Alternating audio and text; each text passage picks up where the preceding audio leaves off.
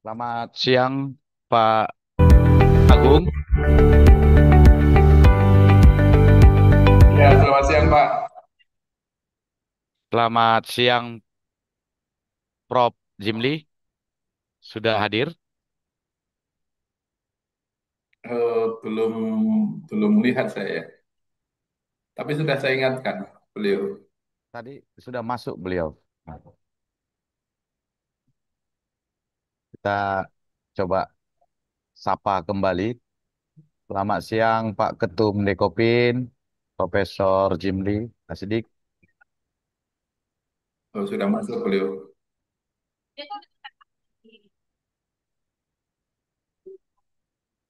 Halo, Ya, Prof. Assalamualaikum, Prof. ya halo, Mak, ya salam. Suara saya kedengaran? Dengar, Prof. Dengar, Prof.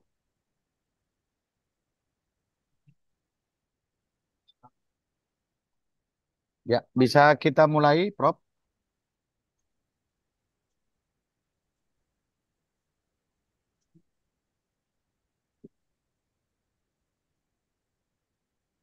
Bagaimana, Pak Agung? Bisa kita mulai? Mulai, silakan. Sepertinya Prof lagi ini. Mungkin kita tunggu setelah jernih beberapa saat.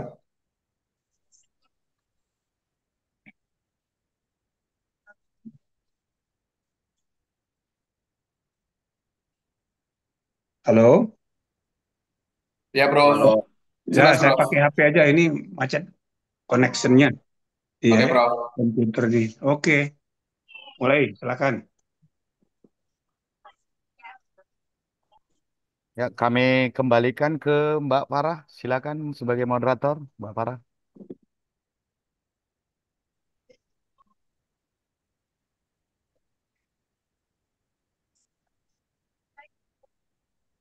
Selamat siang dan semoga damai sejahtera senantiasa menyertai kita semua. Kepada yang terhormat, Bapak Profesor Dr. Jimli Asidiki SH.MH selaku Ketua Umum Dekopin, yang terhormat Bapak Dr. Insinyur Fandi Ion STM PWK IPM selaku Ketua Umum APEKNAS, yang terhormat kepada Bapak Dr. Agung Sujatmoko MM selaku Ketua Harian Dekopin dan Wakil Ketua Kadin Indonesia, yang akan menjadi narasumber webinar pada hari ini, Jumat 1 Agustus 2025, serta seluruh peserta webinar yang hadir pada siang yang berbahagia ini, kami menyampaikan salam hormat kepada Bapak Ibu semua.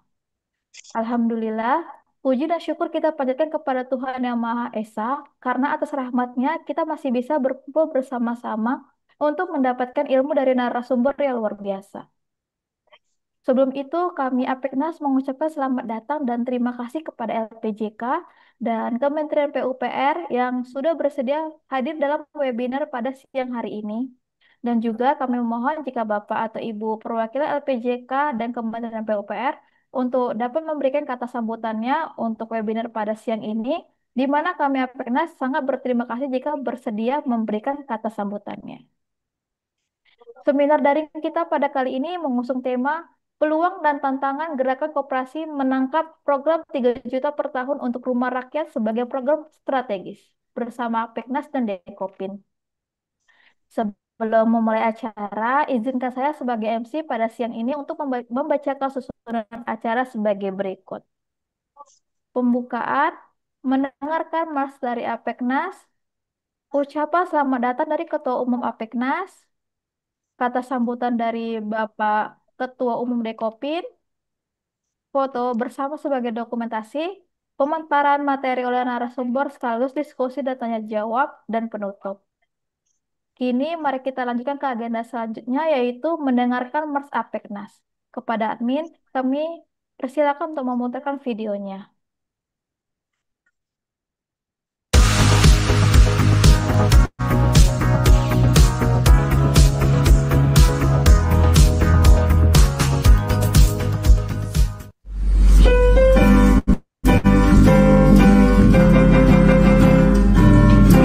Indonesia negeri tercinta,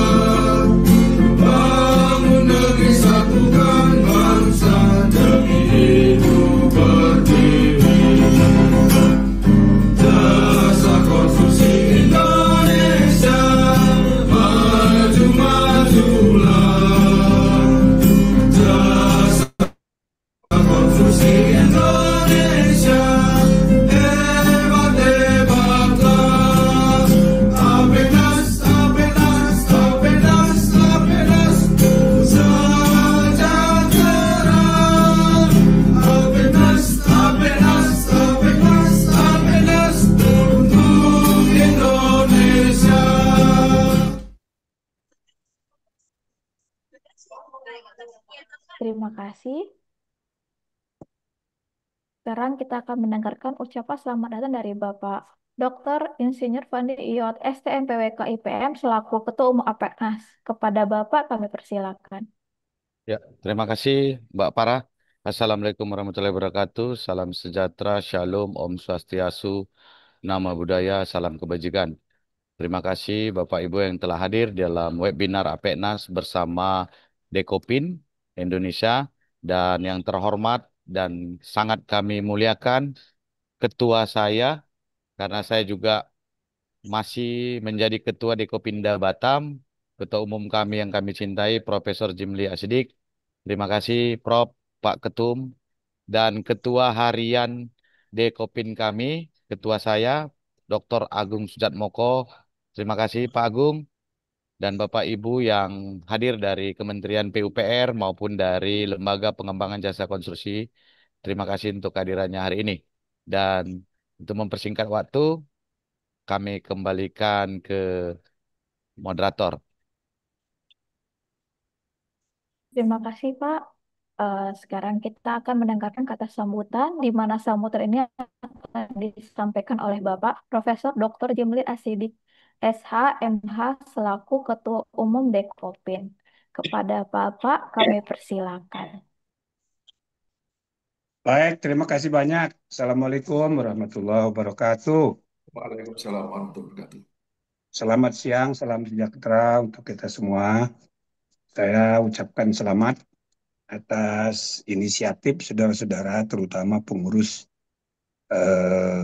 APEKNAS, ya, bekerja sama dengan Dikopin untuk mendiskusikan soal yang sangat penting ini, ialah menyambut eh, program prioritas pemerintah untuk membangun 3 juta rumah rakyat, niatnya per tahun. Maka dalam 5 tahun atau 4 tahun ke depan berarti 12 juta setidak-tidaknya. Ini menjadi target yang luar biasa, prioritas, ya, pembangunan ketahanan pangan menjelang atau mengantisipasi kemungkinan terjadinya perubahan dasar dalam tata sosial ekonomi politik dunia seperti pernah terjadi dulu, ya, di pertengahan abad ke-20, Big Bang Change dalam tata sosial ekonomi politik dunia, sehingga halo, halo, halo, Lanjut, Prof. Silakan, ya, Prof. oke, ya, lanjut ya. Sehingga sesudah Perang Dunia Kedua terjadi perubahan dasar dalam tata sosial ekonomi politik dunia. Nah, sekarang ini menuju menjelang, ya, pertengahan abad ke-21, kita mencatat adanya gejala-gejala yang jangan-jangan nanti terjadi lagi Big Bang Change itu. Ya, mudah-mudahan tidak terjadi perang nuklir, ya, perang dunia ketiga. Tapi gejala perubahan dasar itu juga terjadi. Karena itu prioritas pemerintah sekarang untuk mengutamakan ketahanan pangan dan juga urusan papan, selain pangan juga papan. Ini ternyata kebutuhan rakyat kita banyak sekali. Maka jawabannya adalah program yang dicanangkan oleh pemerintah yang bagaimanapun tidak mungkin dikerjakan sendiri oleh pemerintah, dan perlu adanya partisipasi dari kalangan pengusaha, ya, dan juga berkolaborasi dengan gerakan koperasi. Nah, ini adalah langkah yang bagus, yang sangat tepat. Kita membantu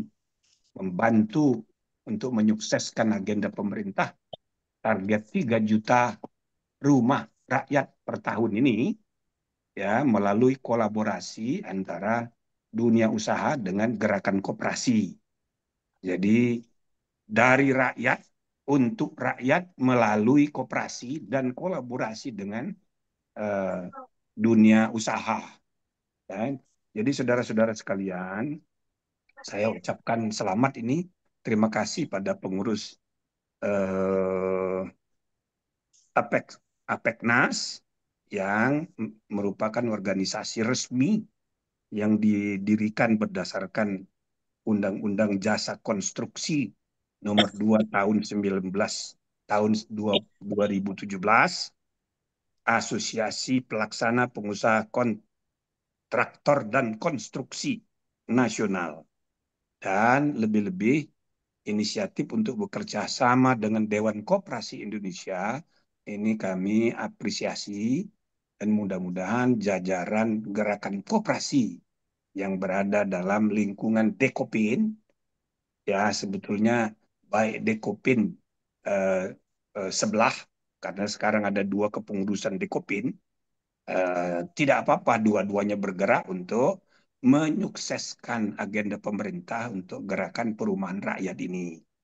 Jadi saudara-saudara sekalian, kita apresiasi ini. Mudah-mudahan ya melalui dukungan gerakan koperasi, betul-betul perumahan rakyat ini betul-betul dapat dipenuhi dari waktu ke waktu, karena ini adalah salah satu elemen penting dari pengentasan kemiskinan, yang usaha untuk pengentasan kemiskinan menurut kriteria-kriteria baru yang diperkenalkan oleh eh, organisasi internasional, kita pun harus menghitung ulang jumlah ya rakyat miskin kita, dan terutama dari segi eh, apa namanya dukungan perumahan, fasilitas perumahan yang tersedia untuk rakyat. Nah, oleh karena itu saudara-saudara sekalian, dengan kolaborasi ini saya berharap mudah-mudahan ya ini bisa membantu menyukseskan agenda 3 juta rumah ini. Apalagi saudara-saudara sekalian, eh, koperasi bisa dilibatkan ya berkolaborasi dengan perusahaan swasta, baik untuk membangun maupun nanti kalau sudah perumahan itu jadi, maka warga perumahan juga bisa kita siapkan untuk hidup bersama-sama, berkolaborasi dalam wadah koperasinya masing-masing. Maka ada koperasi yang terlibat dalam pembangunan, ada koperasi pemukiman warga perumahan rakyat. Dan ini akan sangat membantu untuk kepentingan rakyat sendiri dan juga semakin memajukan gerakan koperasi di tanah air kita. Saudara-saudara, gerakan koperasi ini sangat penting. Banyak orang tidak menyadari ya bahwa gerakan koperasi ini sama pentingnya dengan kita mendorong berkembangnya dunia usaha di sektor swasta. Cuma bedanya dunia usaha pada umumnya ditangani oleh badan-badan usaha privat yang bergantung kepada shareholders, pemegang saham dari perusahaan-perusahaan. Tapi kalau koperasi kita ya mengandalkan bukan hanya shareholder, tapi juga mengutamakan warga, anggota yang sebetulnya bertemu di dalam perkembangan mutakhir sekarang ini.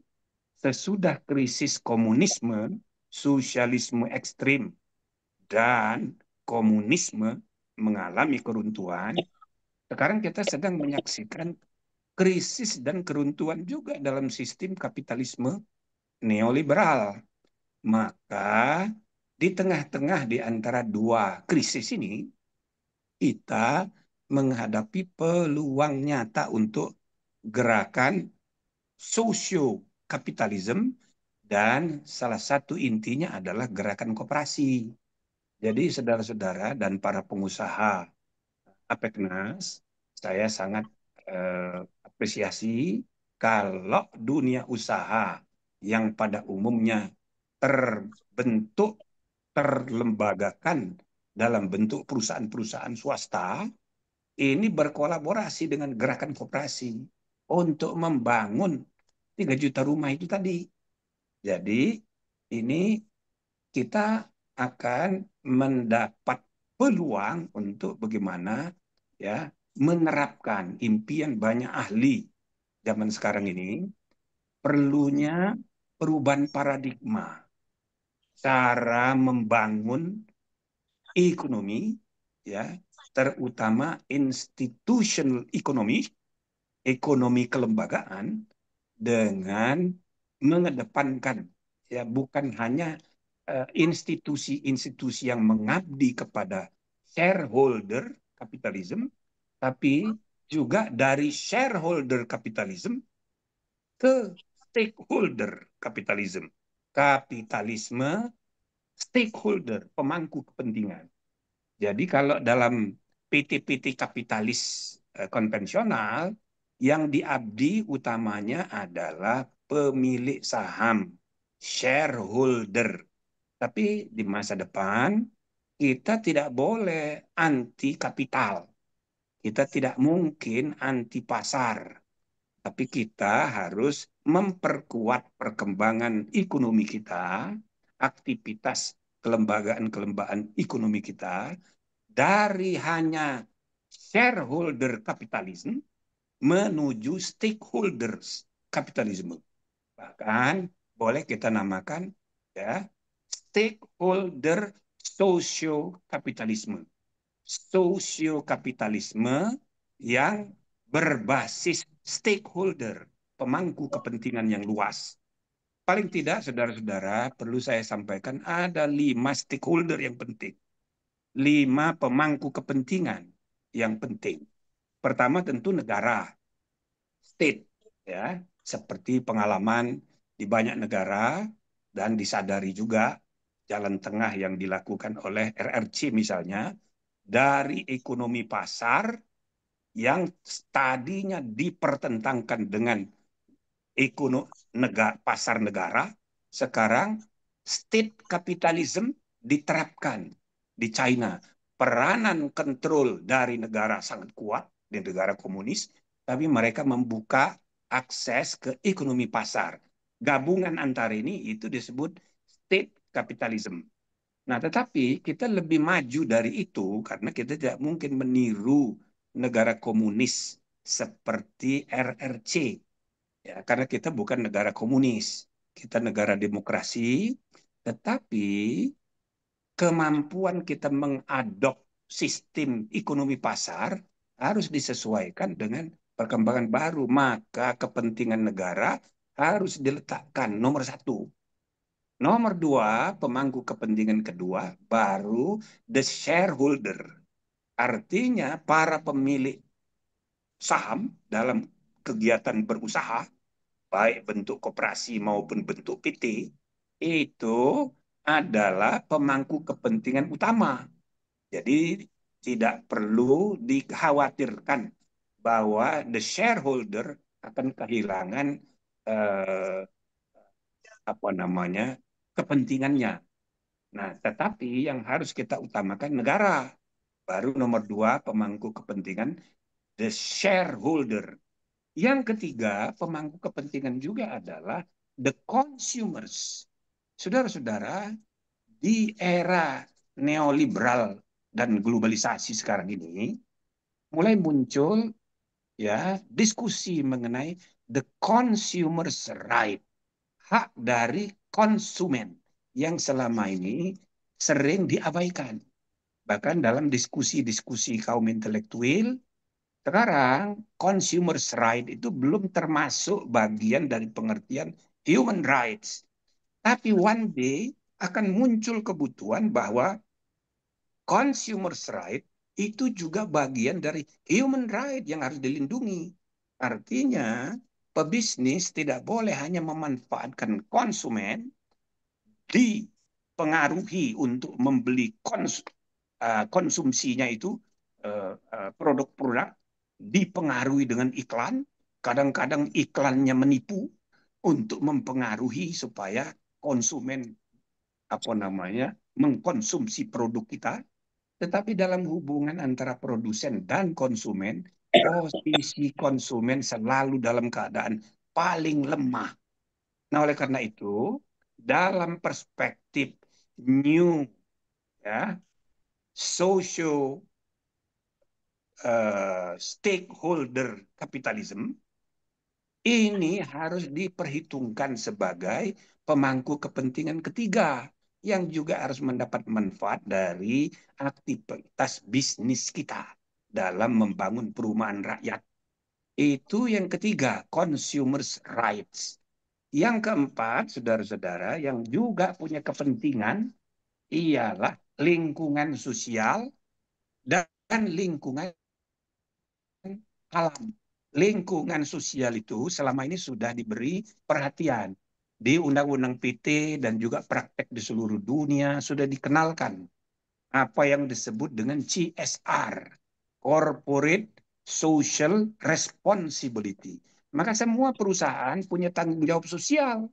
Dan itulah cara masyarakat modern, masyarakat beradab untuk memberi perhatian bagi kepentingan the fourth stakeholder, pemangku kepentingan yang namanya komunitas melalui kebijakan CSR. Tapi ada yang terakhir, yang nomor 5, ialah lingkungan fisik, lingkungan alam, lingkungan yang terdampak langsung atau tidak langsung dari produk yang kita bangun. Termasuk membangun perumahan, harus diperhitungkan lingkungan sosial yang akan dibangun. Jangan sampai lingkungan memburuk. Misalnya membangun pabrik, menimbulkan polusi, merusak lingkungan hidup. Itu adalah ciri-ciri bisnis masa lalu. Di masa kini dan apalagi di masa mendatang, semua pemimpin dunia concern mengenai climate change, mengenai erosi di laut, erosi di mana-mana, maka perhatian kita harus juga ya memperlihatkan kepentingan atau memperhatikan kepentingan dari lingkungan sekitar, bukan hanya lingkungan sosial, tapi juga Recording in lingkungan progress. fisik. Nah, jadi saudara-saudara sekalian, saya berharap dengan gerakan kerjasama gerakan membangun rumah rakyat ini, kita juga harus memperhatikan the stakeholders, ya, socio kapitalisme yang saya maksudkan ini melalui kolaborasi gerakan koperasi melalui Dekopin dengan Apeknas ini.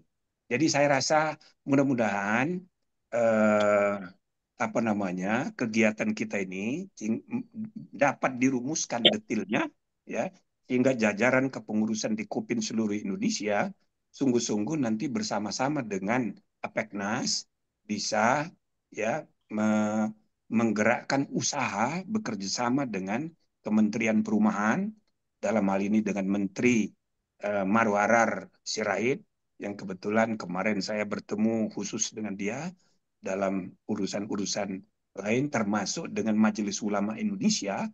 Jadi Menteri Perumahan bahkan sudah menandatangani kerjasama dengan Majelis Ulama Indonesia di mana saya salah seorang wakil ketua Dewan Pertimbangan bersama Kiai Ma'ruf Amin sebagai ketua. Itu kami ada perbincangan khusus ya apresiasi saya kepada Menteri Perumahan dan termasuk juga dengan wamennya yang mudah-mudahan wamen Fahri Hamzah satu hari nanti bisa diundang khusus untuk berbicara atau bila perlu menterinya sendiri karena mereka berdua ini yang ditugasi oleh Presiden untuk secara khusus menggerakkan gerakan 3 juta rumah ini supaya sukses setiap tahun. Nah, mari kita beri dukungan kepada mereka berdua supaya betul-betul agenda perumahan rakyat ini bisa berhasil ya diwujudkan untuk kepentingan rakyat melalui gerakan koperasi dengan kolaborasi dengan para pengembang ya pengusaha konstruksi maupun kontraktor yang ada di bawah asosiasi Apeknas ini. Saya kira begitu saudara-saudara sekalian, sekedar sebagai sambutan pengantar dari saya, dan nanti kita mengundang narasumber dalam seminar ini, mudah-mudahan lebih mendetilkan bagaimana kerjasama Dekopin dengan Apeknas bisa lebih diwujudkan secara operasional. Saya kira demikian, saudara-saudara sekalian, Pak eh, Ketua Apeknas dan juga para narasumber serta para peserta sekalian yang ada di Zoom di seluruh Indonesia, seluruh tanah air. Demikian, terima kasih. Assalamualaikum warahmatullahi wabarakatuh. Waalaikumsalam Waalaikumsalam warahmatullahi warahmatullahi. wabarakatuh. Wabarakatuh. Terima Izin, kasih Pak atas kata sambutannya. Sebelum ke inti acara webinar online siang ini, izinkan kami untuk melakukan foto dokumentasi terlebih dahulu. Mohon kepada seluruh peserta untuk dapat menyalakan kamera Zoom-nya. izin sambil membuka kamera masing-masing, Mbak Farah, sekaligus mewakili Apeknas, kami mengucapkan terima kasih kepada Ketua Umum Dekopin, Profesor Dr. Jimli Asidik. Terima kasih, Prof. Semoga acara webinar ini adalah cikal bakal kita untuk menindaklanjuti MOU ke depan, Prof. Eh, Bagus, bagus, bagus. Lanjut, lanjut, bagus. ya, kami berharap dukungan Prof juga karena kami tahu Prof sudah banyak memberikan sumbangsi pikiran positif untuk bangsa ini. Semoga Apeknas dan Dekopin ke depan bisa tercipta kerjasama melalui MOU, terutama bukan hanya terkait dunia konstruksi, tapi mengangkat eh, kasta ataupun kelas koperasi yang selama ini mungkin dianaktirikan, Prof. Ya, betul, betul. Ya, Bagus, bagus. meskipun Undang-Undang Dasar 45 Pasal 33 mengatakan ekonomi kerakyatan, sehingga kita harus berterima kasih juga Bapak Presiden Prabowo saat ini Ayah, telah bentar akan mengembalikan kasih yang marwah tadi. ekonomi kerakyatan Akan itu kasih yang tadi. menjadi kekuatan di koperasi. Dan kita juga mendukung terciptanya koperasi Merah Putih, koperasi desa kelurahan Merah Putih yang sudah terbentuk 80.000 lebih di tanah air, Prof. Semoga juga Akan, akan teman-teman dibentuk. penggerak koperasi, ya, penggerak koperasi dimanapun berada, pengurus koperasi dimanapun berada, dapat memberikan eh, semangat atau pikiran untuk membuka usaha. Salah satunya adalah menjadi kontraktor.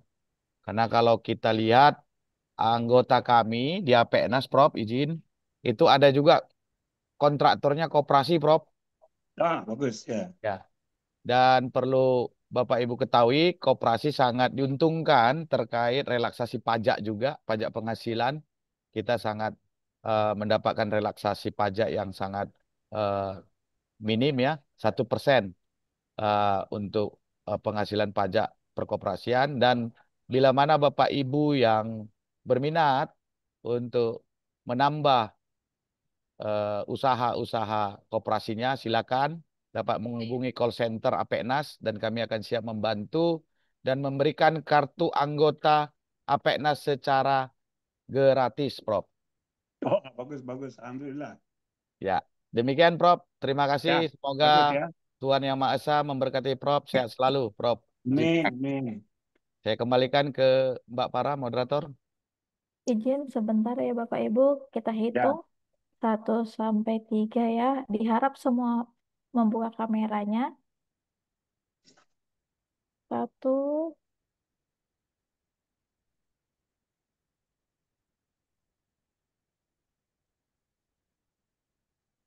2,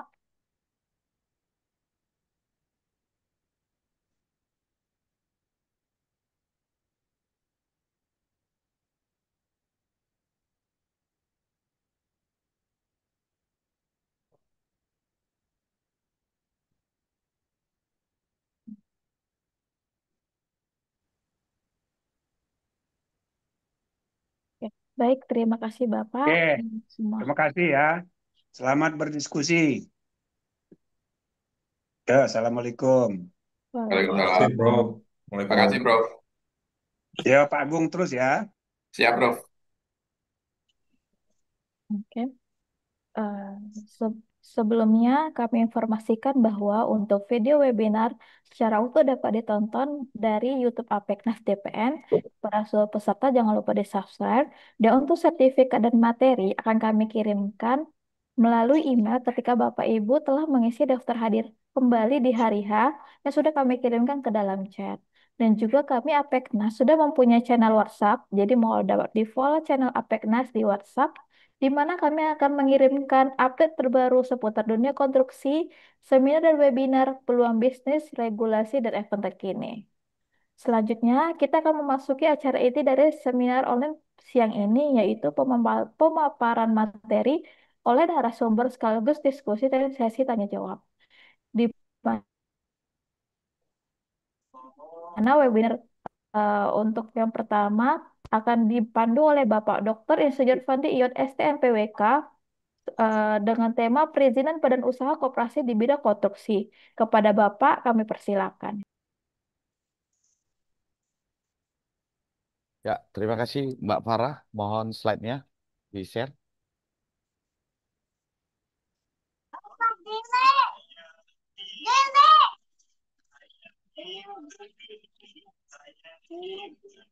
Apa? Ini. Jelly.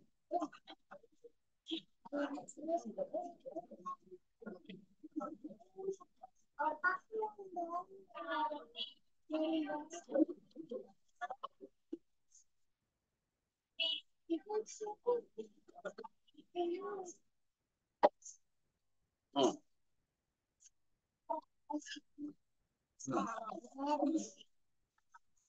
Betul.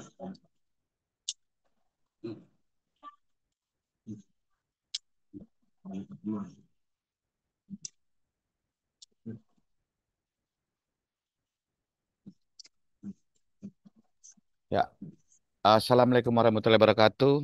Shalom, Om Swastiastu, Namo Buddhaya, salam kebajikan, dan salam kontribusi, Pak Ibu. Suara saya bisa didengar dengan baik? Bisa, Pak, bisa. Ya, Bisa, bisa. oke. Eh, Terima kasih ya sekali lagi kita sampaikan ke Ketua Umum Dekopin, Profesor Dr. Jimli Asidik, dan Ketua Harian Dekopin, sekaligus Wakil Ketua Kadin Indonesia, dan salah satu dosen di BINUS, Bapak Dr. Agung Sujatmiko. Terima kasih Pak untuk kehadirannya dan kesediaannya menjadi narasumber. Kami akan memulai eh, sebuah pemahaman atau pengetahuan bagi Bapak Ibu yang khususnya di bidang perkoperasian, bahwasanya memang anggota kami di APENAS ada beberapa koperasi yang sudah bergabung dan memang bisnis mereka sudah merambah ke dunia konstruksi menjadi kontraktor. Next slide please. Ini salah satu Bapak Ibu ya, di mana APENAS sesuai dengan Undang-Undang Nomor 2 Tahun 2017 Jasa Konstruksi, sehingga seluruh asosiasi ya, asosiasi yang dibentuk oleh undang-undang, maka asosiasi tersebut adalah organ tubuh negara, bagian daripada negara. Jadi tadi sudah disampaikan oleh Profesor Dr. Jimli bahwasanya APENAS juga menjadi salah satu organ resmi negara kita, sehingga APENAS juga di tahun lalu mengikuti program akreditasi yang dilakukan oleh Lembaga Pengembangan Jasa Konstruksi, Kementerian PUPR, dan alhamdulillah APENAS lulus dalam akreditasi sehingga kami menjadi salah satu asosiasi terakreditasi di dunia konstruksi. Bapak Ibu sekalian, kewajiban daripada asosiasi APENAS yakni membantu teman-teman pengusaha di dunia konstruksi maupun di dunia industri konstruksi, baik itu kontraktor baik itu supplier, baik itu toko bangunan, baik itu developer, maka mereka diwajibkan memiliki yang namanya sertifikat badan usaha. Dari sertifikat badan usaha ini, maka kontraktor atau badan usaha tersebut akan melakukan pengurusan melalui single online submission atau eh, o- apa OSS, maka akan keluar namanya surat izin usaha jasa konstruksi. Di sini ada beberapa apa namanya sektor-sektor ya, subsektor daripada jasa konstruksi tersebut. Next slide.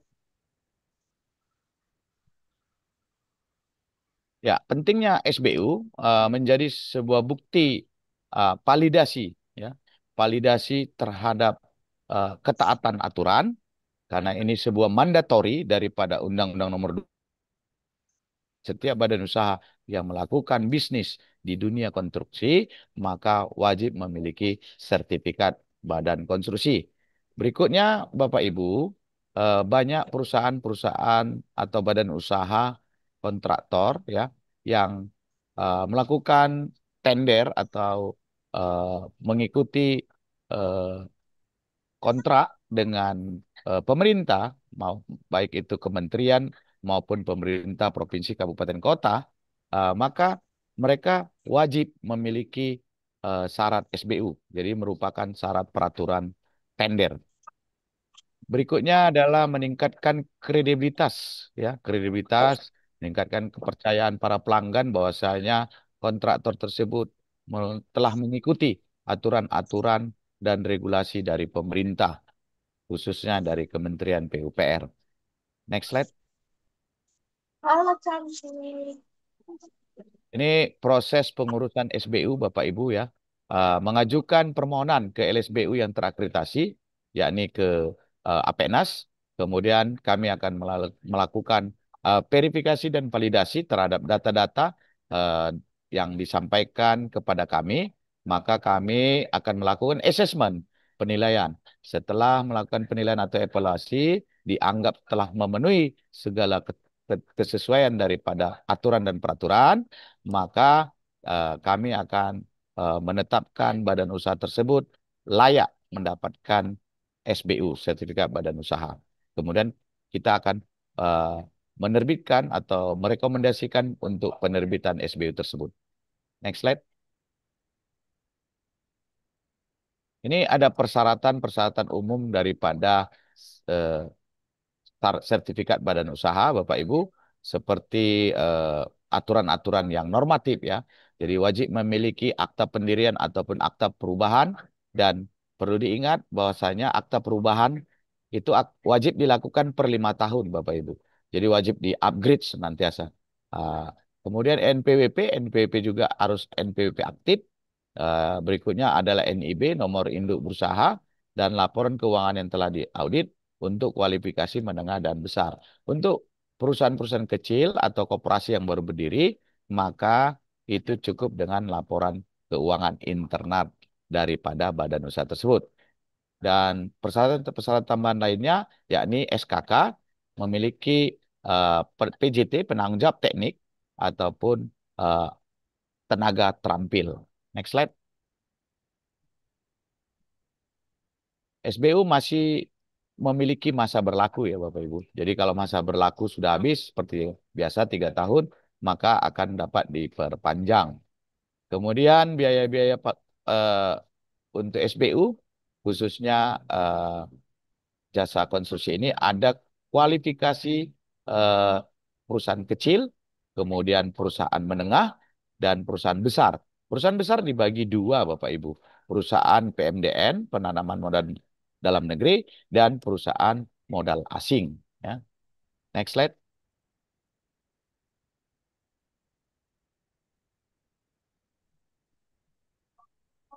Ya, next slide. Ya, ini peraturan daripada aturan yang kami coba sampaikan ke Bapak Ibu yang tertarik melakukan usaha atau bisnis, khususnya koperasi, khususnya untuk bidang eh, jasa konstruksi. Demikian Bapak Ibu yang bisa kami sampaikan. Untuk informasi lebih lanjut dapat menghubungi call center kami, sekretariat kami di 0811 777 8757. Nanti Bapak Ibu akan di-share melalui chatting room ya, bahwasanya PIC atau call center kami siap untuk melayani Bapak Ibu dengan password koperasi. Jadi nama koperasinya mana, di mana, kabupaten mana, provinsi mana, itu passwordnya. Maka untuk itu kami akan memberikan kartu tanda anggota secara gratis. Demikian Bapak Ibu yang bisa kami sampaikan. Kami kembalikan kepada moderator. Wabillahi taufiq wa hidayah. Assalamualaikum warahmatullahi wabarakatuh. Wah,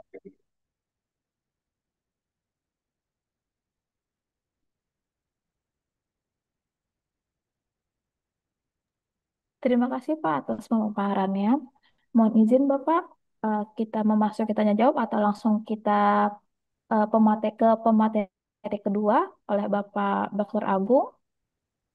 Ya, untuk persyaratan saya pikir tidak banyak eh, perlu di apa ya. Nanti ya, di teman-teman tinggal kontak ke call center kita 0811 777 8757 dan langsung kita beri kesempatan kepada Pak Ketua Harian Dekopin, Dr. Agung Sujatmiko. Baik, selanjutnya kita akan eh, memasuki acara webinar selanjutnya oleh pemateri yang di mana webinar ini akan dipandu oleh Bapak Dr. Agung Sujatmoko MM dalam tema Koperasi Mampu Membangun Rumah Rakyat, Tantangan dan Peluangnya. Kepada Bapak kami persilakan. oke, terima kasih. Yang Bismillahirrahmanirrahim. Assalamualaikum warahmatullahi wabarakatuh. Selamat siang, salam sejahtera untuk kita semua, pada Bapak Ibu sekalian. Yang saya hormati Ketua Umum Apeknas, Ketua Dekopinda dan pengurus Dekopinwil, Pak Dr. Fandiyot, Ibu Faradila, dan teman-teman dari Dekopinwil, Dekopinda maupun dari anggota Apeknas dan dari masyarakat umum yang hadir dalam kesempatan ini.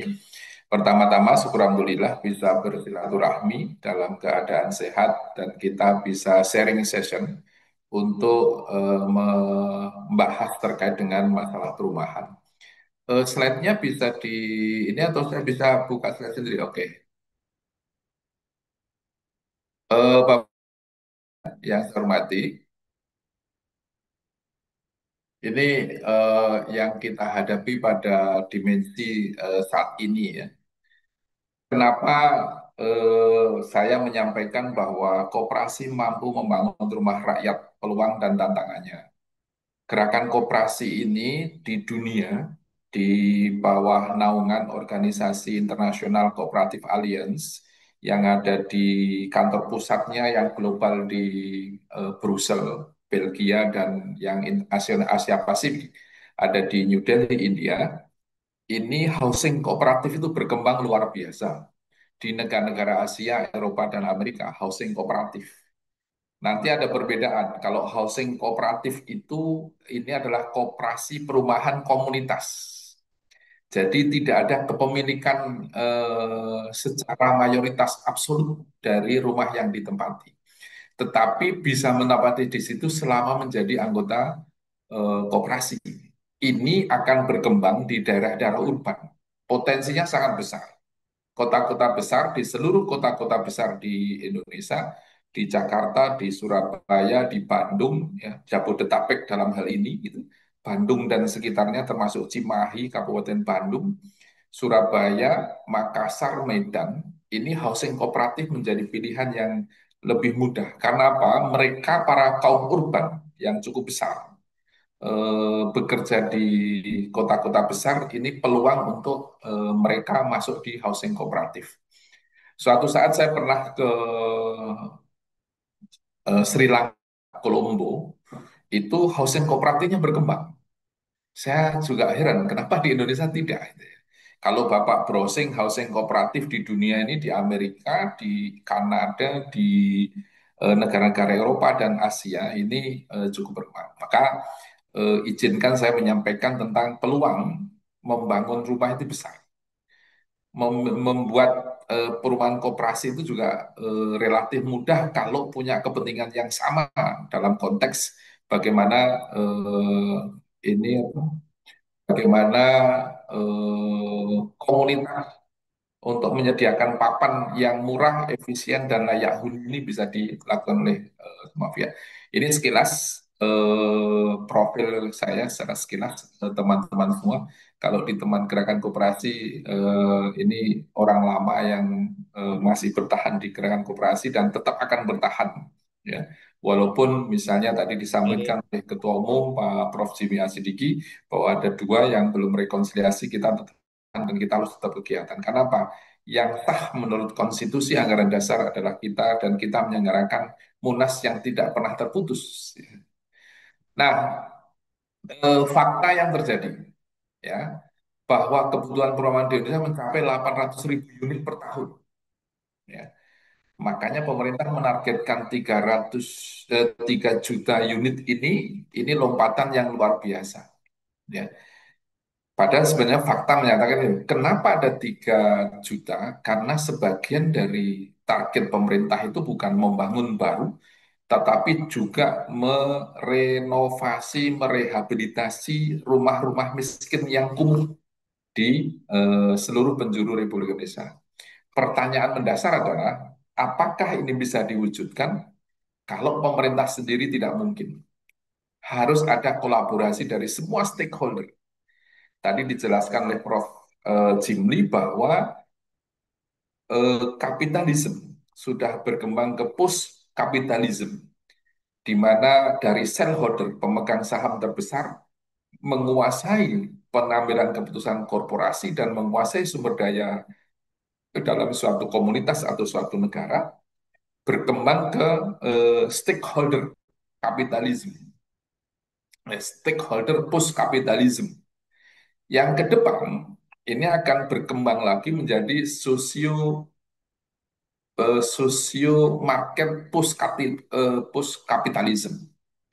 Artinya bahwa market sosial, pasar sosial, penentu berhasil tidaknya program perusahaan, program korporasi, ya, atau program pemerintah, ini adalah kebutuhan pasar, keterbukaan, transparansi, efisiensi, dan harga yang terjangkau sesuai dengan kemampuan ekonomi masyarakat. Nah, ini data yang saya browsing, backlog kita, kekurangan rumah layak itu 12 juta unit. Maka tidak salah kalau misalnya dengan backlog kita 12 juta unit, dalam 5 tahun Presiden menargetkan 15 juta. Tapi fakta mengatakan juga bahwa 800.000 unit per tahun dibutuhkan oleh masyarakat kita. Ada program 3 juta atau 15 juta dalam 5 tahun ada atau tidak, tapi 800.000 unit rumah itu dibutuhkan oleh masyarakat. Nah, ini kita berpikir masyarakat yang berpenghasilan rendah. Ya. Ini kebutuhan. Karena kebutuhan dasar manusia sesuai dengan HAM PBB tanggal 10 Desember 1948 mengatakan bahwa sandang, pangan, dan papan itu kebutuhan dasar manusia di seluruh negara di dunia. Nah, koperasi menjadi alternatif solusi pembangunan rumah rakyat berbasis kebersamaan dan gotong royong. Persoalan yang mendasar kita, peluangnya besar, ada 3 juta yang akan dibangun oleh pemerintah. Kalau masih misalnya perjuangan ini, Dekopin sedang berjuang melalui salah satu koperasi yang diinisit oleh Kadin Indonesia untuk berjuang kalau bisa mendapatkan 200.000 sampai 500.000 unit rumah dari 300 juta, dari 3 juta dalam tahun ini. Moga-moga bisa berhasil. Ini nanti dibangun di seluruh Indonesia. Kalau ada koperasi yang punya lahan dengan kemampuan misalnya 100 unit, 50 unit, kita akan kolaborasi dengan Apeknas untuk membangun itu. Tapi koperasinya juga menjadi anggota Apeknas. Kalau nggak menjadi anggota, nanti nggak punya unit konstruksi khususnya pembangunan perumahan. Itu perjuangan kita. Ya. Nah, teman-teman nanti sampai di situ tantangan dan peluangnya. Mengapa koperasi relevan dalam menyediakan rumah rakyat? Koperasi badan usaha berbasis anggota, member BIS. Jadi sebenarnya kalau seandainya orang-orang yang punya kebutuhan papan, ya, perumahan, mereka bergabung dalam satu wadah koperasi, tidak harus koperasi baru, Bapak Ibu sekalian. Saya ini orang yang berpikir dinamis saja, bukan harus baru, tidak. Misalnya di koperasi A yang sudah unit usaha simpan pinjam punya, ya, multipurpose kooperatif atau koperasi serba usaha, punya simpan pinjam, punya toko, punya eh, jasa dan sebagainya, maka bisa anggota yang ada di situ dan masyarakat luas yang ada di lingkungannya itu menjadi anggota koperasi khusus untuk unit atau divisi perumahannya. Caranya bagaimana? Tetap sama, membayar simpanan pokok, simpanan wajib, terus nanti koperasi berkonsentrasi pengelolanya, membuat pengelola untuk divisinya itu bisa mewadahi bagaimana kebutuhan, kepentingan dari rumah itu bisa diwujudkan di koperasi. Karena apa? Berbasis member base. Kebutuhan apa yang dibutuhkan oleh anggotanya itu harus dilayani oleh koperasi.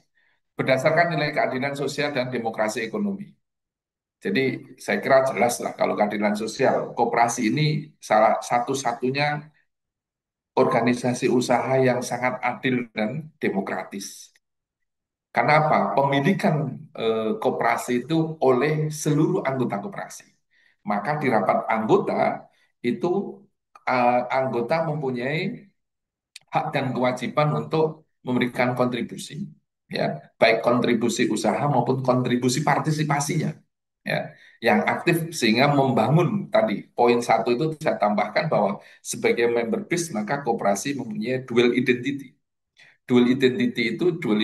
itu bahwa anggota adalah pemilik sekaligus pengguna jasa koperasi, bukan pemegang saham terbesar pemiliknya koperasi, tapi seluruh anggota yang punya hak, yang sudah membayar, yang punya kartu keanggotaan dan membayar simpanan pokok dan simpanan wajib.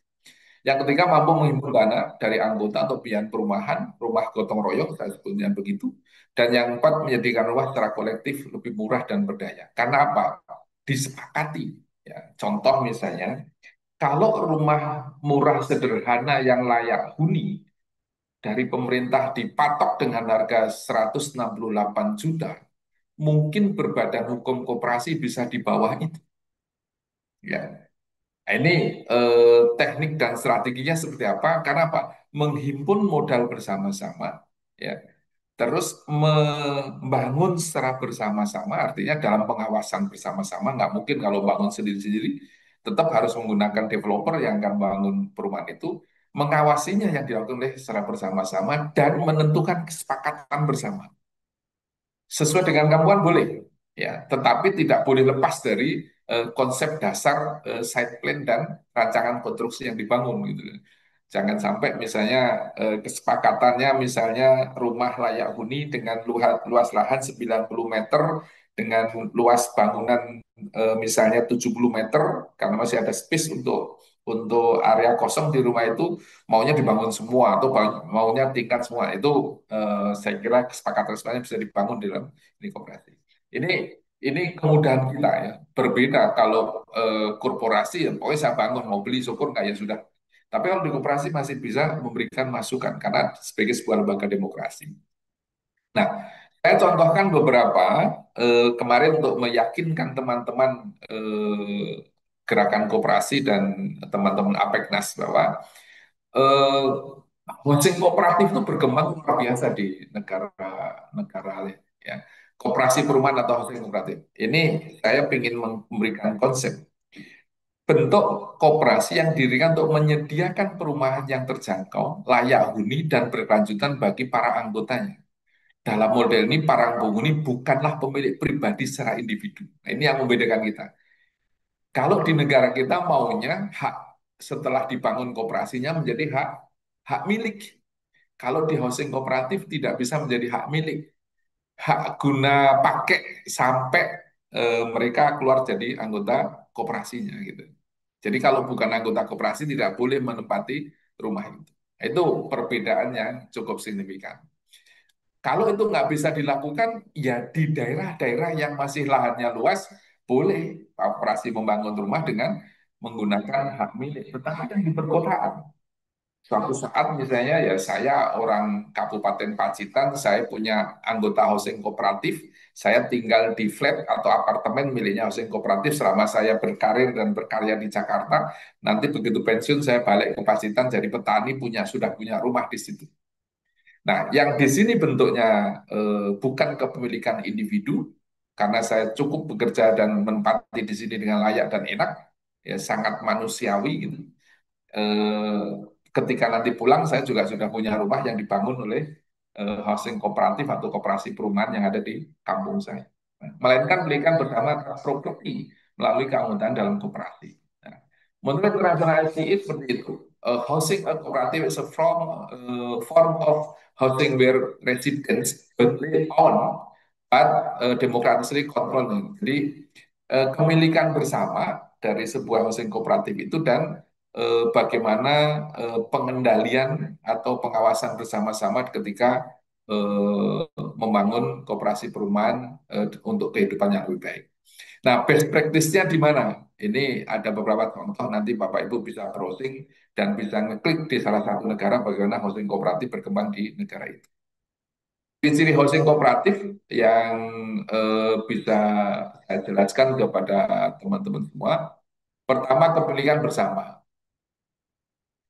Kepemilikan yang dimiliki oleh koperasi, bukan individu. Ini nggak cocok Pak di Indonesia, boleh. Nanti kita format baru gitu.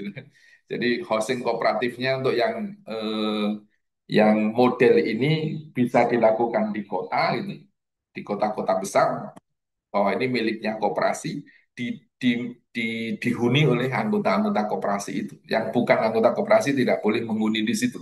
Jadi semua keperluan properti untuk bisa nyamannya tinggal di situ dikelola oleh koperasi yang memiliki housing kooperatif itu.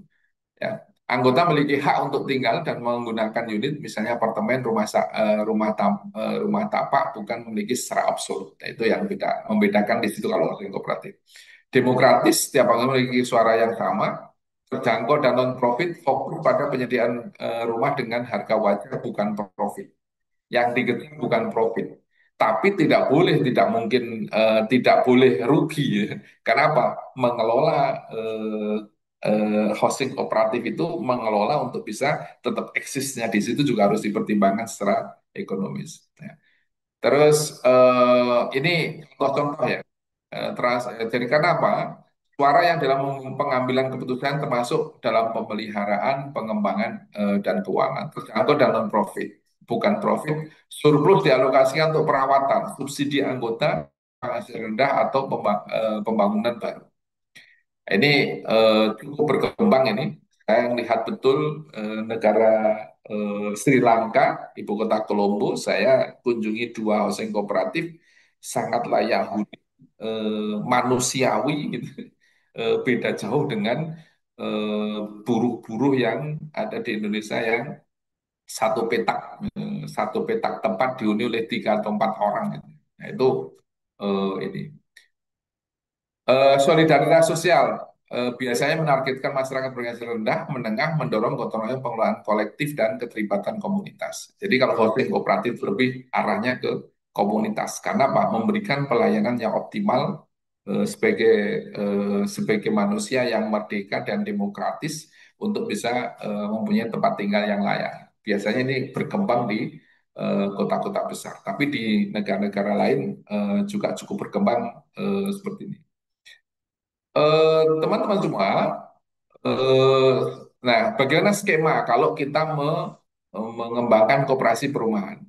Ini skema normatif.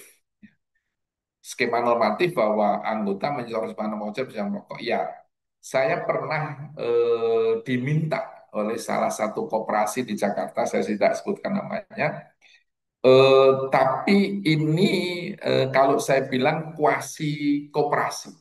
Jadi kuasi koperasi, koperasi semu gitu. Karena apa? Anggota itu bukan pemilik koperasinya ini gitu. Tapi lebih dikelola seperti sebuah perseroan terbatas karena sahamnya dimiliki oleh pengurus koperasinya.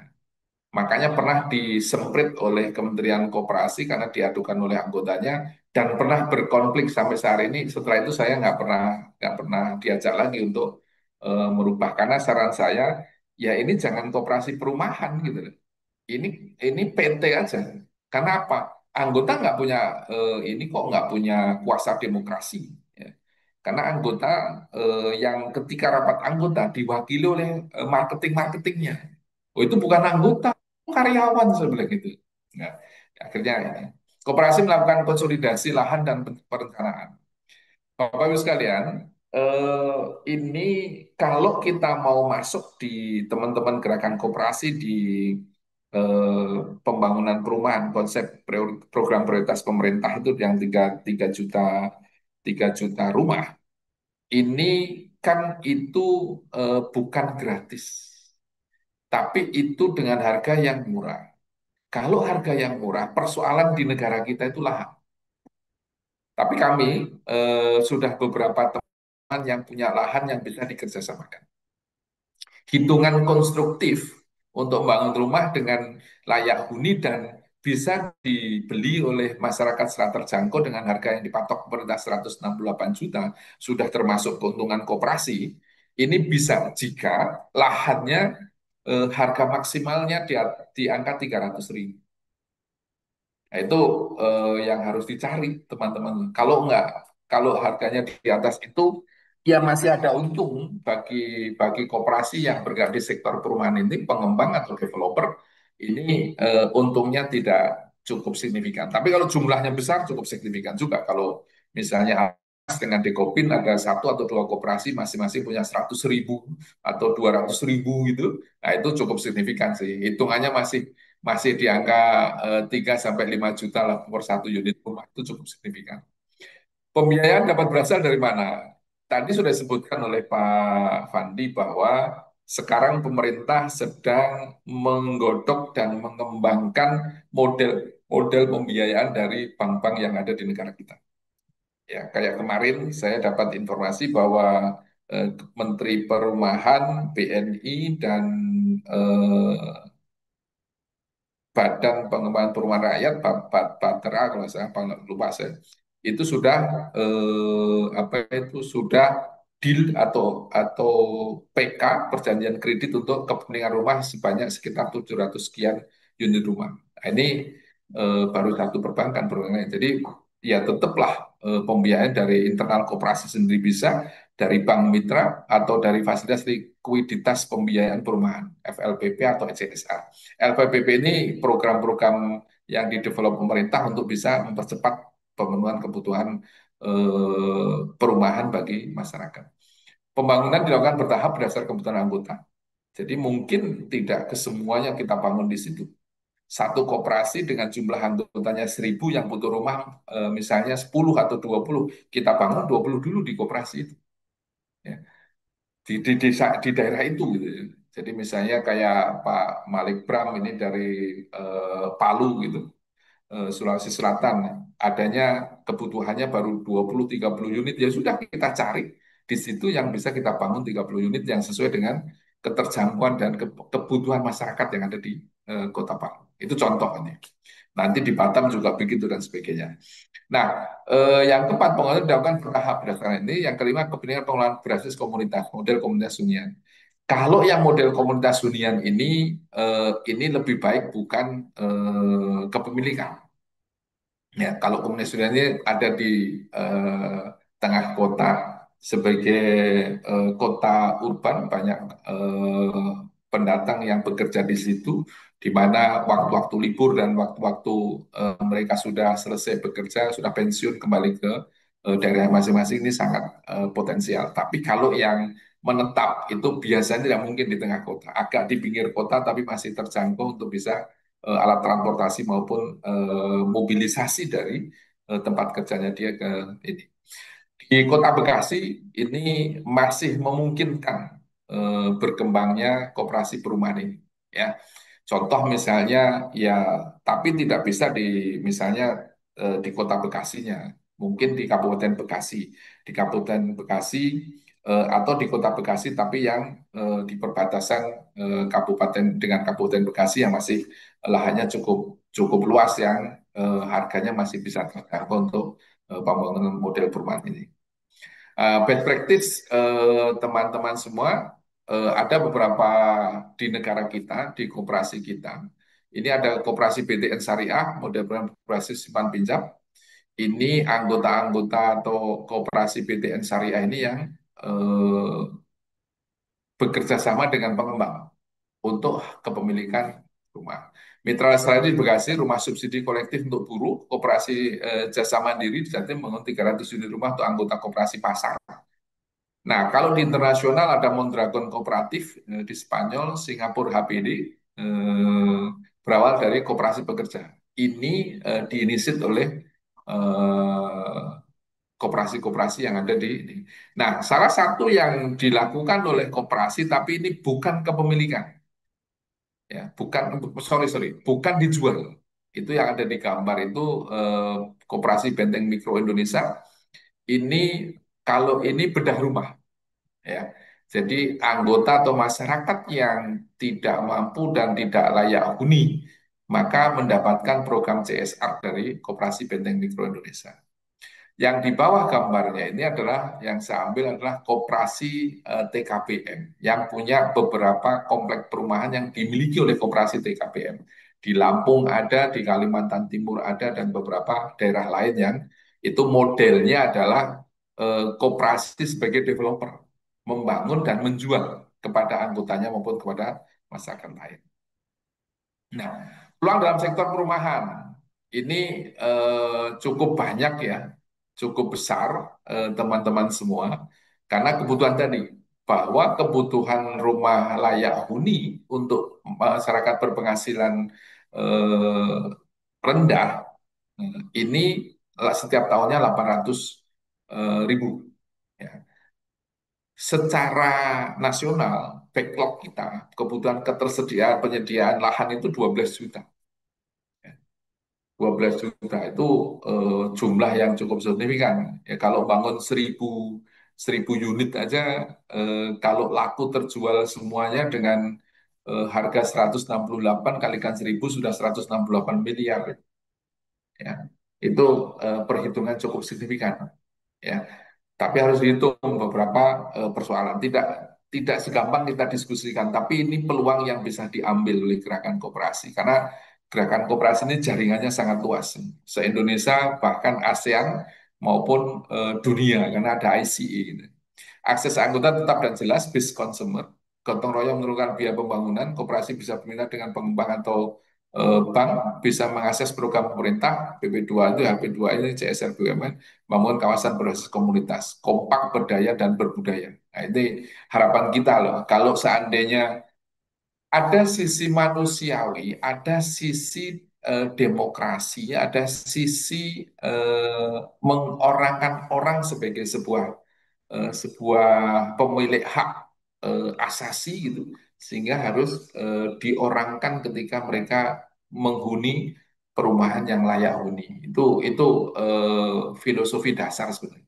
Kalau peluangnya cukup besar, kuantitatifnya cukup besar, tersebar di seluruh pelosok penjuru Indonesia, sampai di tingkat kota kecamatan, ya, apalagi di kota kabupaten. Itu kebutuhannya pasti akan berkembang karena pertumbuhan ekonomi kita masih relatif tinggi. Beda dengan misalnya di negara Jepang yang sudah kekurangan tenaga kerja untuk sektor-sektor tenaga kerja yang ini. Tantangannya dihadapi lemahnya manajemen koperasi di perumahan. Kita memang punya persoalan itu. Kami dulu Indo-Indo Koperasi ini membangun koperasi Perumnas, Koperumnas, dimiliki oleh Indo-Indo Koperasi. Tapi sampai sekarang tidak jelas, ya, tidak jelas, ya. Jadi proyeknya ada beberapa, tapi sudah ini. Keterbatasan modal awal koperasi, ini masalah klasik ini tantangannya ini. Regulasi yang belum ramah koperasi perumahan. Jadi regulasi ini sebenarnya eh, tidak menjadi tantangan besar. Tantangan besar kita adalah tantangan manajerial dan tantangan keterbatasan modal. Kurangnya SDM koperasi bidang perencanaan dan properti, rendahnya kepercayaan masyarakat terhadap koperasi. Saya sendiri itu tinggal di perumahan yang mengatasnamakan koperasi Inkopol, koperasi induk koperasi kepolisian. Saya tinggal di komplek Inkopol. Ya. Ini dibangun menggunakan nama Inkopol oleh korporasi. Ya. Korporasinya sudah nggak ada sekarang, sudah mati perusahaannya. Tapi kompleknya masih nama tetap Inkopol. Passing Inkopol mendapatkan fee karena apa? Persoalan nomor satu, manajemen koperasinya Inkopol sendiri mungkin waktu itu ya itu dibangun tahun 1970-an akhir ya perumahan komplek itu. Keterbatasan modal iya, regulasi yang waktu itu nggak memihak karena akhirnya PT yang bisa lebih lincah untuk bergerak mendapatkan suntikan permodalan ya dari perbankan maupun dari lembaga-lembaga pembiayaan lainnya. SDM-nya ya oke lah. Kalau SDM sebenarnya masih bisa kita inilah, masih bisa kita upgrade lah lebih cepat gitu. Nanti bisa kita latih, bisa kita sosialisasikan, bisa ini gitu. Ini saya kira bisa bisa diatasi ya. Persoalan yang mendasar ya keyakinan kita aja gerakan koperasi untuk bisa masuk di sektor yang sangat penting itu bagi anggotanya. Strategi penguatan koperasi perumahan, rebranding koperasi sebagai agen pembangunan. Ini eranya teman-teman gerakan koperasi di seluruh Indonesia, kita harus bisa rebranding. Bahwa koperasi itu bukan hanya bermain di sektor usaha sekunder aja. Simpan pinjam, toko, terus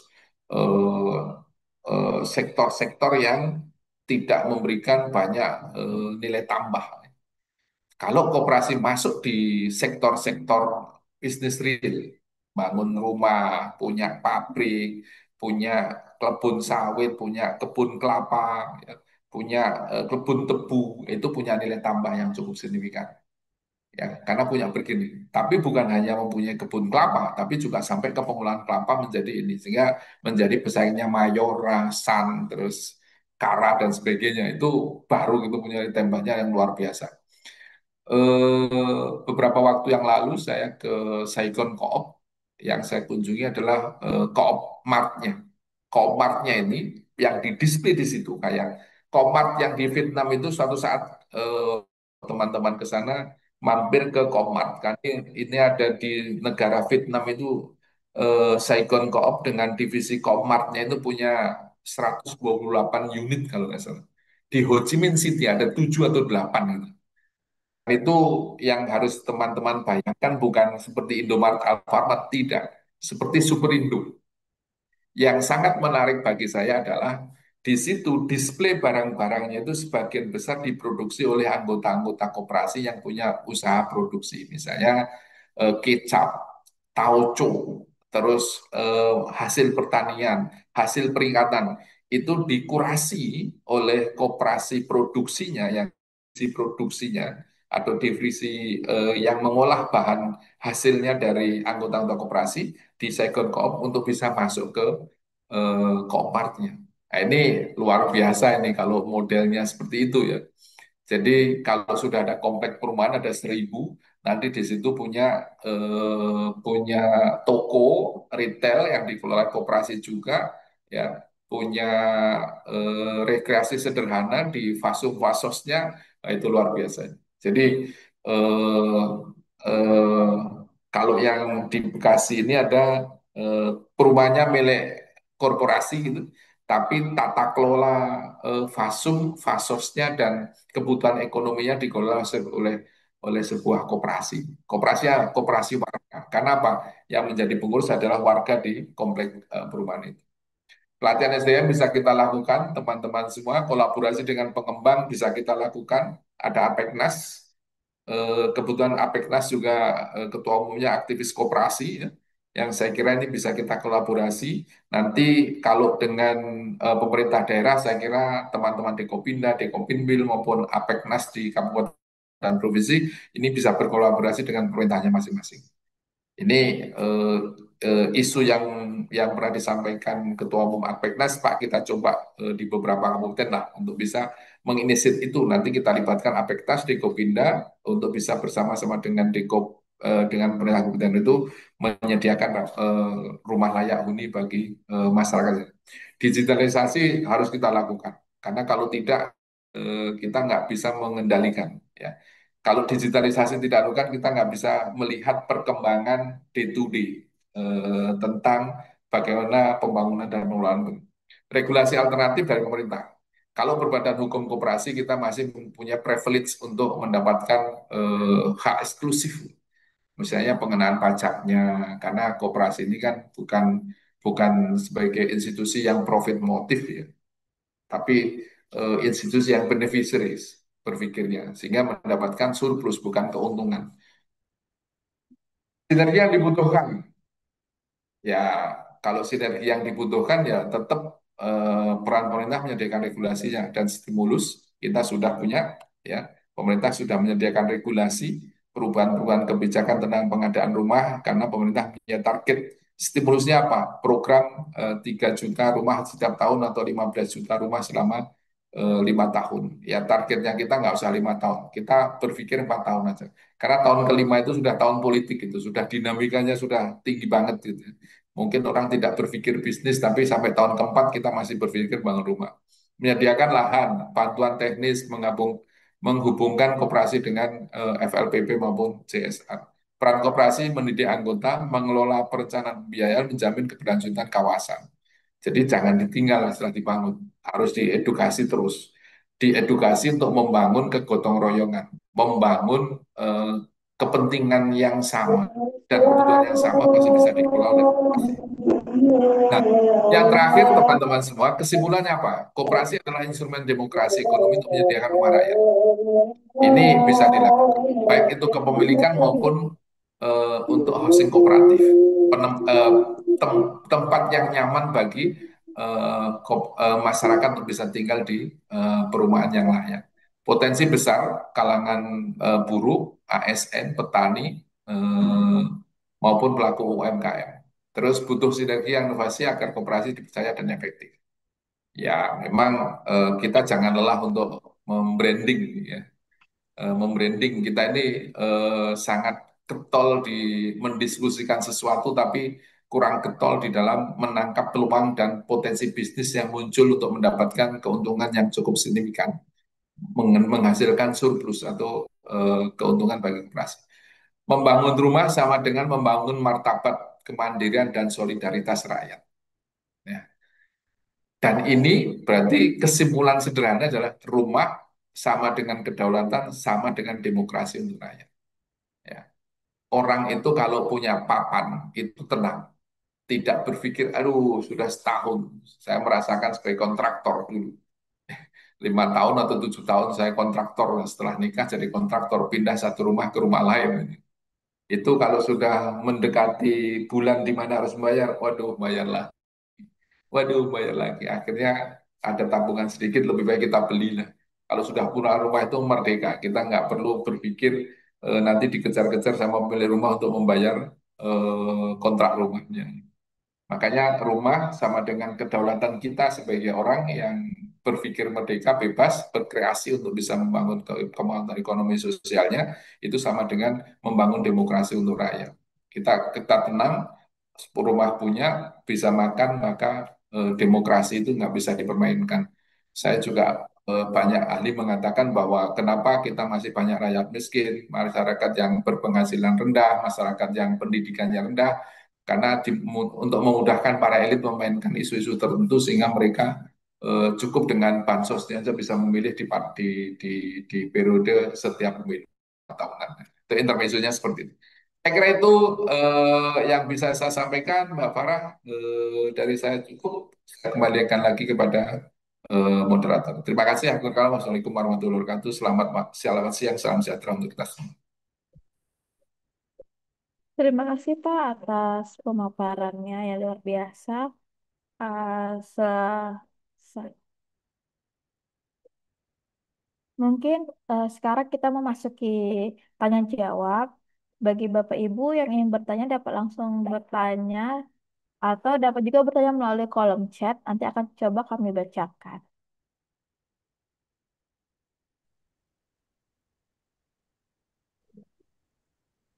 Selamat sore, Mbak. Selamat sore Pak, dengan Bapak. Ya, saya Pak Adrianus. Selamat sore juga, Pak Dr. Agung Sujatmoko. Salam kenal. Ya, ya, makasih Pak Trianus. Ya, oke. Ini terkait saya ikut seminar ini saya tertarik karena tadi saya pas baca-baca di apa grup di grup Formas kebetulan. Nah, saya lihat ada social housing. Nah, ini saya sangat tertarik sekali dengan social housing karena pada bulan Maret tahun ini itu eh, saya berdiskusi atau saya sudah meeting dengan ketua Satgas Perumahan, terutama perumahan rakyat. Dan kami dengan beberapa investor yang dari luar itu berusaha untuk membantu pemerintah dalam menyediakan perumahan rakyat. Nah, kebetulan presentasinya sudah selesai, RAP-nya pun juga sudah selesai. Sekarang kami sedang menunggu waktu untuk mempresentasikan ke Pak Menteri sama Ketua Satgasnya. Nah, kalau dilihat dari perumahan rakyat ini, sedikit saya bisa kasih gambaran bahwa dengan adanya perumahan rakyat ini nanti, maka kami pun juga akan bisa berkolaborasi dengan koperasi, Pak. Karena apa? Dari perumahan rakyat ini ternyata saya bisa menemukan ada multi efek bisnis, ya, multi efek daripada bisnis yang akan bisa kita lakukan berkolaborasi dengan koperasi.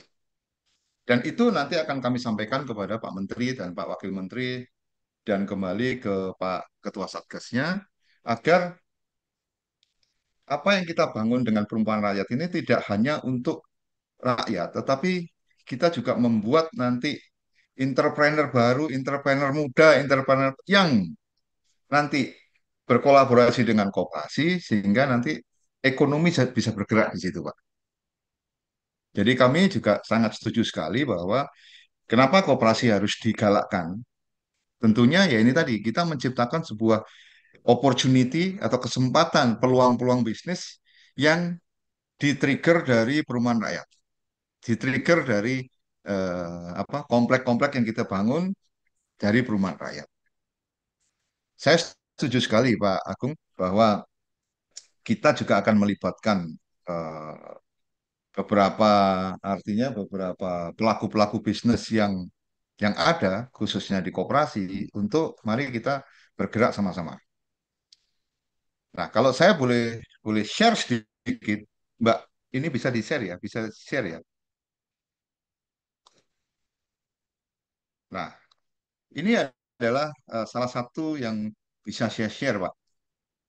Salah satu bahwa ini yang akan kita coba bangun di satu perumahan ya, yang kita coba bangun dengan model terbaru, model yang kita adopsi ini dari Jepang. Kebetulan Jepang ini kan kalau soal bicara masalah perumahan atau apa, model-modelnya banyak yang baru, Pak. Jadi Ya, modelnya nanti apakah berdekatan, apakah nanti bisa apa berpisah, tetapi yang jelas dari arahannya eh, Ketua Satgasnya bahwa minimal itu harus 36 meter persegi. Minimal itu, nggak boleh di bawah itu. Ya kalau di bawah itu kita juga sudah mikir, wah nggak bisa kalau di bawah itu. Jadi minimal adalah 36 meter persegi. Jadi Pak Agung nanti kapan ada waktu Pak kita bisa kontak-kontakan kolaborasi karena saya juga akan share beberapa apa yang bisa dibentuk dari apa opportunity yang bisa kita bangun bersama dengan koperasi ya terhadap perumahan ini. Karena eh, judulnya tadi yang saya menarik Pak. Saya saya ikut judulnya tadi yang saya menarik. Karena dari Dubai juga sudah berminat untuk apa namanya membangun eh, baik swasta maupun pemerintah membangun misalnya perumahan. Dari investor partner saya pun juga sudah tertarik dengan proyek-proyek ini gitu. Jadi nanti Pak Agung nanti saya akan share kebetulan saya sudah kasih emailnya tadi di grup. Nanti ada yang bisa kita bisa kolaborasi Pak, saya lebih baik, saya lebih senang gitu. Kira-kira itu Pak dari saya. Jadi artinya saya sangat support sekali dengan hal ini. Nanti saya juga akan berdiskusi dengan partner saya ya untuk ayo kita gandeng koperasi bagaimana kita membuild satu proyek pemerintah, kita dukung pemerintah agar ya itu tadi masyarakat yang berpenghasilan minim itu bisa memiliki rumah. Itu Ya. adalah poinnya. Ya, bisa memiliki rumah dan dia juga bisa membuka satu usaha di kompleks perumahan itu melalui koperasi. Ada Pak, saya belum bisa buka ide-ide itu di sini karena itu yang saya harus harus presentasi dulu ke pemerintah supaya nanti setelah itu baru kita akan kolaborasi dengan koperasi. Saya sangat setuju sekali dan saya sangat support itu. Masalah nanti bagaimana pendanaan dan segala macam nanti saya carikan Pak untuk investor dari luar kayak dari mana kayak yang penting kita bisa sama-sama win-win dan yang penting masyarakat bisa menikmati itu Pak. Ya, betul. Setuju. Iya. Yang penting ini adalah untuk masyarakat. Saya kira dari saya cukup sekian Pak Agung. Terima kasih. Selamat sore Pak. Selamat sore, Pak.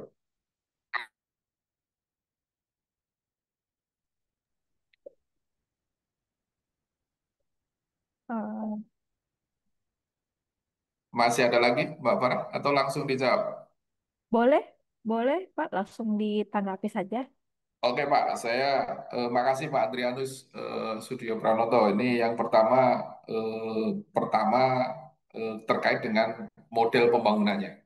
Jadi sekarang itu eranya bukan era berkesendirian, miliki sendiri, dibangun sendiri, dijual sendiri, nggak mungkin. Ya Sekarang betul. eranya sudah era kolaborasi. Ya. Era kolaborasi itu berarti yang harus kita bangun adalah trust, kepercayaan. Yang Hmm. harus kita bangun adalah transparansi, keterbukaan. Kalau kita trust dan transparan pengelolaannya, semua orang merasa happy, maka mereka akan menjadi sebuah komunitas yang bagus. Itu dari sisi pembangunan perumahan. Nah, setelah komunitas terbangun, perumahannya terbangun dengan space ruang yang cukup gitu, maka di situ koperasi akan bisa hidup dengan baik. Ya, jadi bukan individu di situ bisa menjadi anggota koperasi di mana koperasi akan mengelola kawasan itu. Untuk apanya? Untuk K3, kebersihan lingkungannya, untuk penyediaan kebutuhan Ya betul. pangannya, kebutuhan sandangnya mereka. Ya. Kalau ada 1.000 rumah, itu saya pernah membaca dari analisis ekonominya kalau ada satu Indomaret, Alfamart yang dibuka. Itu minimal di situ harus ada 4.000 KK, Pak. Dengan Ya betul. hitungan satu kakak itu kebutuhan seharinya antara 100 sampai 150.000. Dia Ya. tidak ngambil semuanya, tapi dia ngambil hitungannya kalau ada 4.000 kakak, mereka belanja di Indomaret itu 30% dari spendingnya setiap hari itu cukup cukup bagus. Jadi di situ nanti ada fasilitas umum yang bisa dikelola oleh koperasi warganya, ada fasilitas bisnis konsumsi dan pangannya, ada sandangnya yang dikelola di sini. Fasilitas sarana prasarana kebersihan dan kerapian perumahan itu semua akan terkelola dengan baik. Itu ada salah satu perumahan yang pernah saya kunjungin.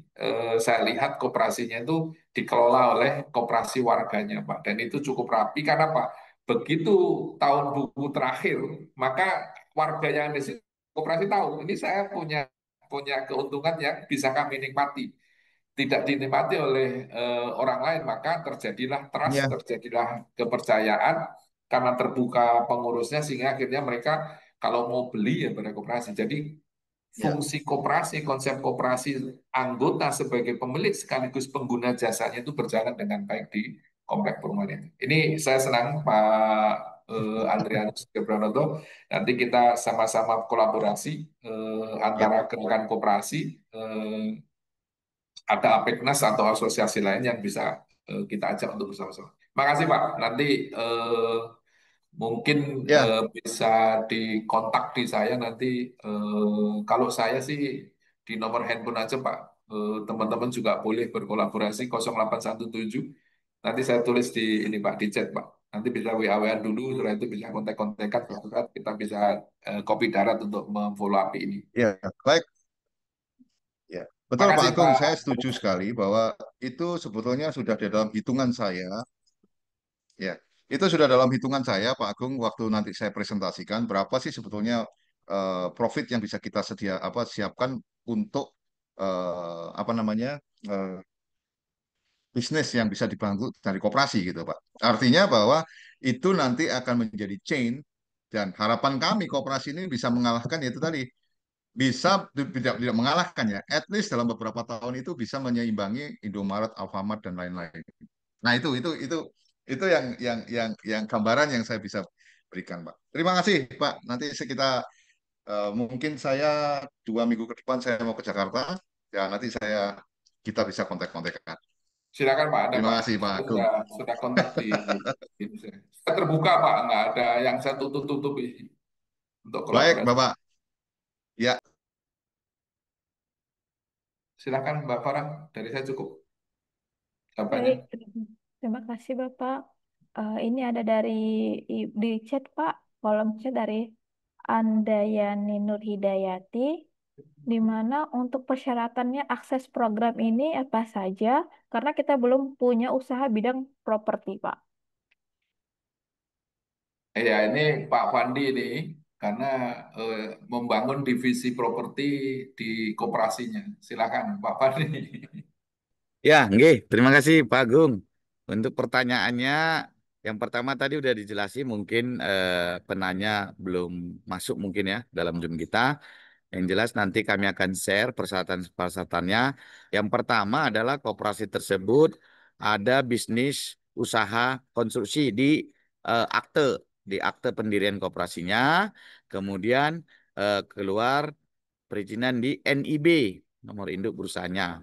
Setelah itu, koperasi tersebut mencari tenaga ahli atau penanggung jawab teknik, ya penanggung jawab tekniknya sesuai dengan sub bidangnya. Jadi kalau misal ingin bergerak di bidang perumahan, ya maka akan ada jenis-jenis perumahannya, ya baik itu perumahan kovel bertingkat maupun jenis perumahan bangunan horizontal dan vertikal. Seperti itu nanti ada sub bidangnya, Bapak Ibu ya.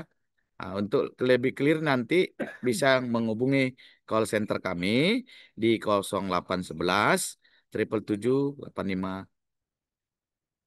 Ya, nanti di-share ya, Mbak Farah, call center kita Apeknas untuk detail persyaratannya. Terima kasih. Saya nambahkan Mbak Dayani. Jadi kalau untuk ahlinya itu tidak harus dibayar oleh koperasi ya, bisa hire by project. Ya. Nggih. Jadi kalau ada perguruan tinggi di situ, ada fakultas teknik sipil atau teknik arsitektur, di hire aja by project. Ya, tapi tentulah mencantumkan namanya itu ada hak dan kewajiban dibahas saja itu. Ya. Jadi nanti kalau ada project dikasih perhitungan, kalau nggak ada project ya nggak dikasih perhitungan masih bisa model seperti itu. Karena ini berlaku juga di rumah sakit. Rumah sakit itu dokternya bukan spesialis semua miliknya rumah sakit itu tidak. Jadi untuk mendapatkan legalitas dari otoritas yang punya ini itu harus ada ahlinya, maka harus ada ahli yang nanti bisa di hire.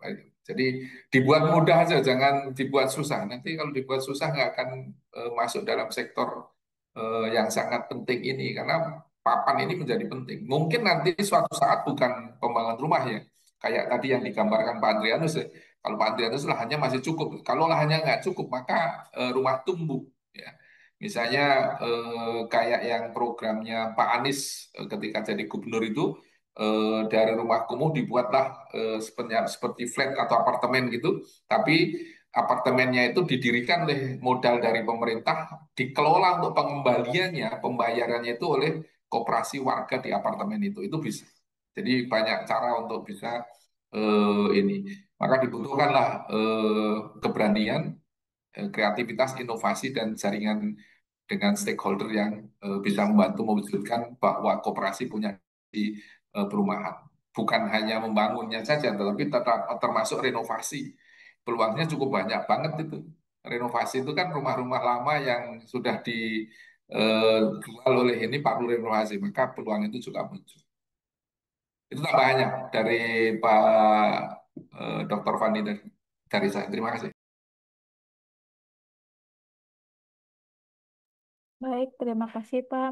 Mungkin juga kami informasikan ya Bapak Ibu bahwa eh, video webinar ini secara utuh dapat ditonton dari YouTube Apeknas DPN. Kepada seluruh peserta jangan lupa untuk di-subscribe.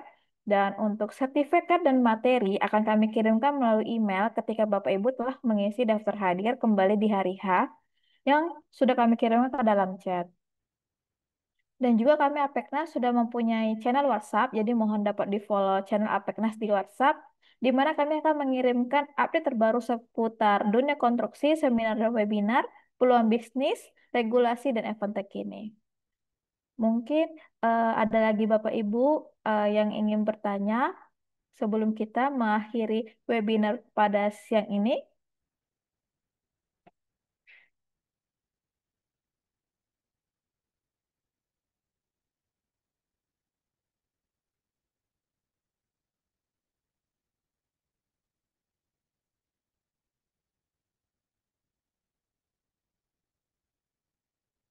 Eh, Izin Bapak, ini ada lagi pertanyaan dari Anda Yani, di mana untuk perizinan bisa difasilitasi oleh Apeknas.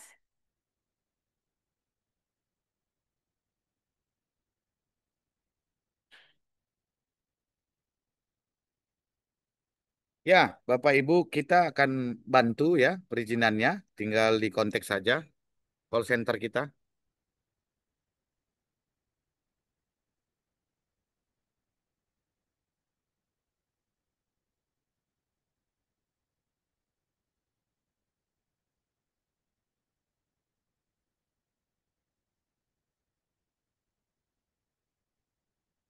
Silakan menghubungi call center kami, Bapak Ibu 0811 777 bisa mengakses dengan website apeknas.net.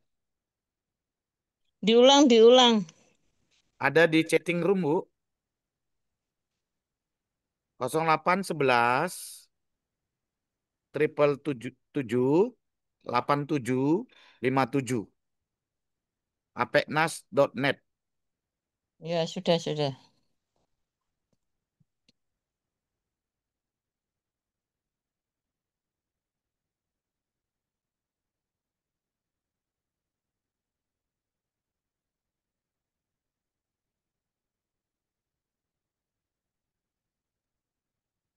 Sebelum juga kami informasikan Bapak Ibu bahwa webinar ini terdaftar dalam pengembangan keprofesian berkelanjutan PKB, di mana sertifikatnya itu dapat yang diterbitkan dari kegiatan ini memiliki manfaat seperti diakui oleh poin SKP-nya, meningkatkan nilai kompetensi, dapat digunakan untuk kepentingan administrasi, dan mendukung pemenuhan syarat perpanjangan sertifikat dan keanggotaan asosiasi. Mungkin kami eh, sharekan dulu pengumuman kami kepada admin, boleh di-share terlebih dahulu. Pengumuman untuk peserta webinar. Kami informasikan bahwa webinar ini telah terdaftar resmi dalam program pengembangan keprofesian berkelanjutan. Sertifikat dalam kegiatan ini memiliki manfaat, yaitu diakui sebagai poin SKP, meningkatkan nilai kompetensi profesionalisme, dapat digunakan untuk kebutuhan administrasi keprofesian, mendukung pemenuhan syarat perpanjangan sertifikasi. Sertifikat ini akan dikirimkan kepada peserta yang mengikuti webinar secara penuh, mengisi form kehadiran, memenuhi ketentuan teknis lainnya dari panitia. Terima kasih atas partisipasi aktif Bapak Ibu dalam kegiatan ini. Semoga ilmu yang didapat bermanfaat bagi pengembangan kompetensi dan karir profesionalis Anda dalam bidang jasa konstruksi. Hormat kami atas nama Ketua Umum DPN Apeknas, Dr. Insinyur Fandi Iyot, STM PWK IPM. Terima kasih.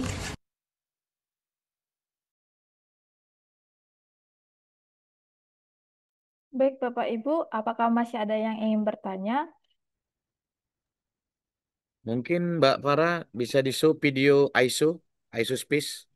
Oh, boleh Salah sebentar satu Pak. persyaratan daripada SBU wajib memiliki sertifikat ISO 9001 dan ISO 37001 sistem manajemen anti penyuapan.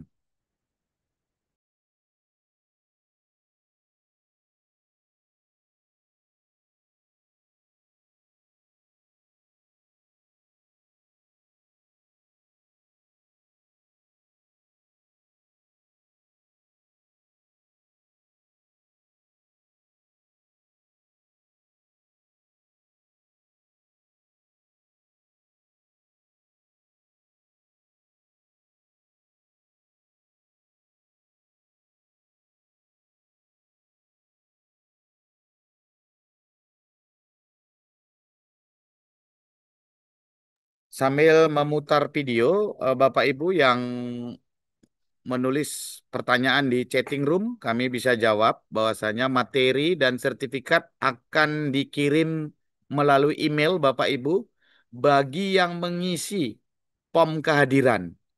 Jadi sekali lagi bagi yang mengisi POM kehadiran, maka kami akan mengirimkan sertifikat dan materi.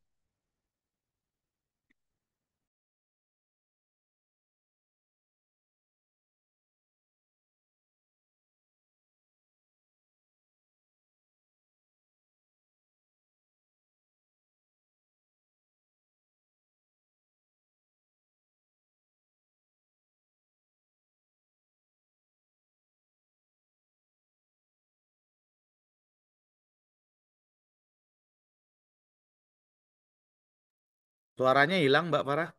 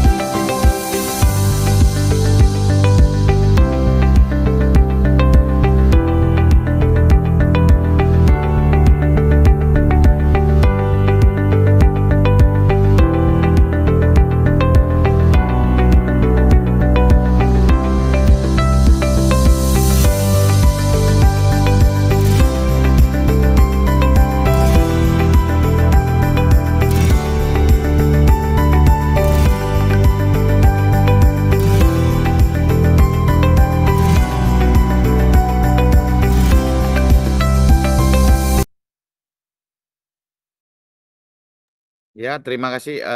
Untuk isospace.id adalah salah satu platform ya yang membuat harga atau sertifikasi ISO lebih murah dibandingkan marketplace dikarenakan memang terbentuknya isospace ini eh, untuk membantu para kontraktor baru yang belum berkecukupan terkait pembiayaan perizinan. Jadi Bapak Ibu bisa mendownload isospace.id di aplikasi store, App Store masing-masing di handphone Android. Berbasis Android dapat dilihat di App Store isospace.id. Kemudian pertanyaannya yang di sini ya Bapak Ibu, perizinan yang lain seperti izin pertambangan rakyat juga bisa dari pertanyaan eh, Pak Kasmir, Kabupaten Kuantan, Singingi. Eh, Jawabannya adalah kami khusus untuk di dunia jasa konstruksi, Pak Kasmir, sehingga untuk pertambangan selama dia berkaitan dengan konstruksi, maka kami bisa membantu perizinan tersebut. Terima kasih. Demikian Bapak Ibu, saya kembalikan ke Mbak Farah untuk closing statement. Baik, terima kasih Bapak.